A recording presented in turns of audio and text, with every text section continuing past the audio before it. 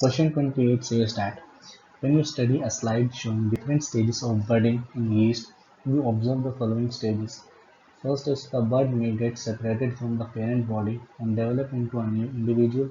Second one is the body of the bud develops and get rise to another baby bud. Third one is a bud comes out in any direction from the body of the parent cell. The fourth one is thus they make form a colony. Okay. So now we are given four statements and we have to arrange these in a proper sequence. Okay.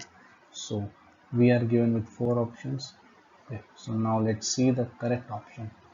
So the correct option is the C. So C was first statement third, then statement second, statement one, and then statement fourth. Let me write for you.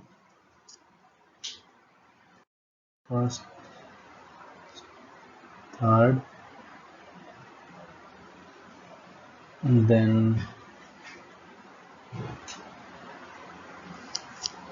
statement second, then statement one, and then last statement four. Thank you.